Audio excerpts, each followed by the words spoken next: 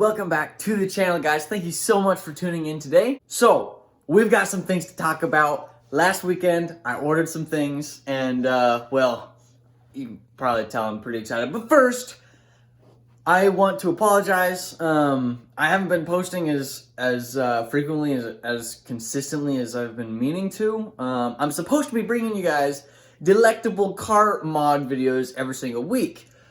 But I haven't been doing that. Do you know how hard it is to go to school in the morning and then do work in the afternoon/night and then come home and do more school and then try to find time in between all that to do stuff for yourself? Yeah, it's really hard. And so that's why I haven't been posting as consistently as I've been meaning to. So I'm sorry.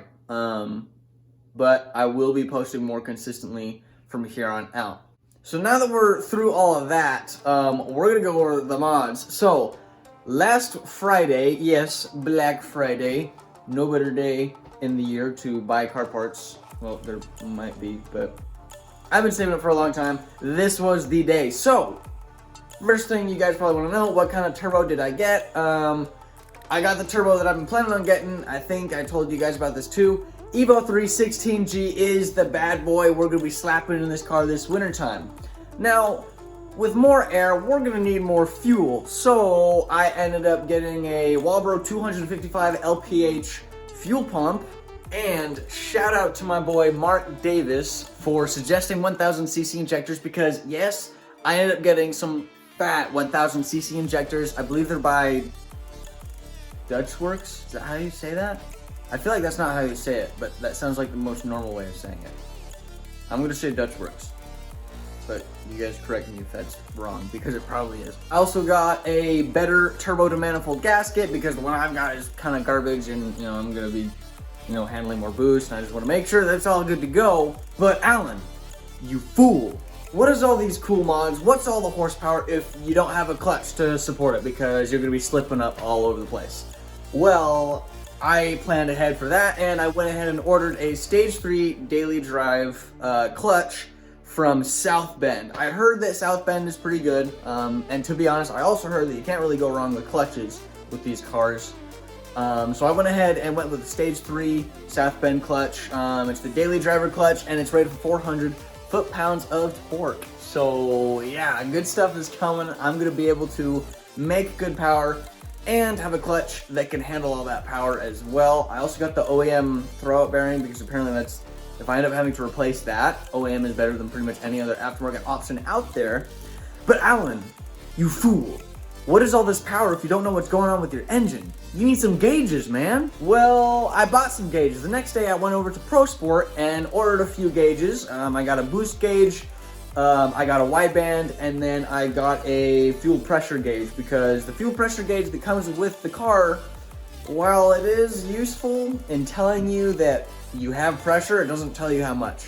And also mine stopped working. So we needed a new one anyways. I got the gauge pods that I'm gonna need for them as well. Why carbon fiber? Well, why not, right? Why shouldn't I get carbon fiber? Yes, it's expensive, but I don't really care. But Alan, you fool, you Fruit Loop. What is all this if you can't even tune the darn thing? Well, thankfully, I texted the guys over at Rick's Racing. They didn't have anything posted on their website, but I texted them and was like, hey, I need DSM Link V3. It's not listed on your website, but I just want to double check. And they were like, oh yeah, we're actually getting a 2G tomorrow that has DSM Link V3 on it. I'll go ahead and send it over to you as soon as we get it. Just send me a PayPal payment. And I did that.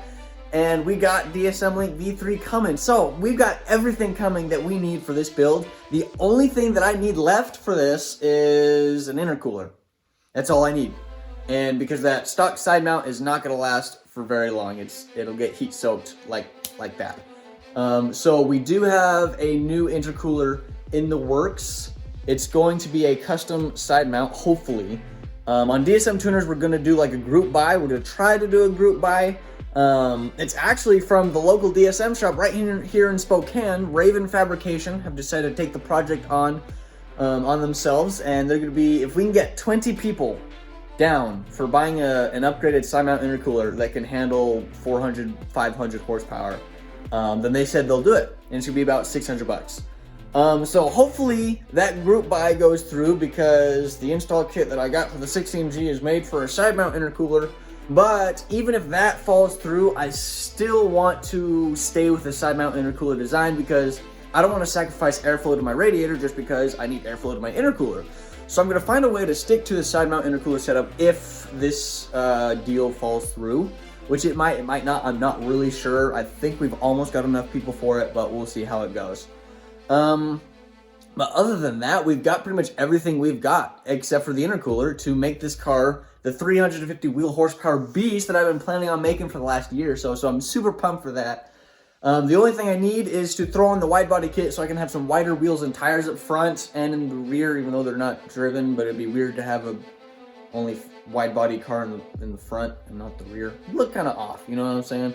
So we still got to put that on. So technically I need some new wheels and tires. I was planning on getting an LSD, but it turned out to be a lot more expensive than I was thinking. And so yeah, that's not coming anytime soon. You know what else was a lot more expensive than I thought it was going to be?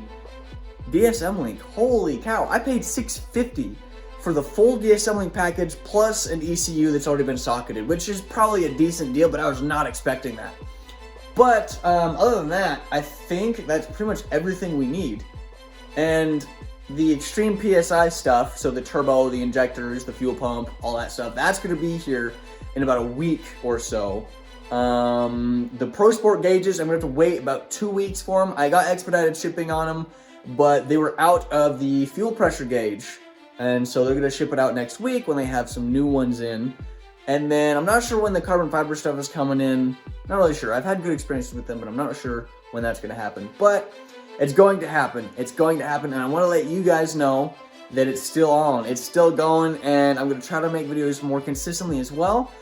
But if you liked today's video, go ahead and hit that like button. If you want to be along for this awesome ride, I can't wait to share it with you guys. Go ahead and subscribe. I'd really appreciate that.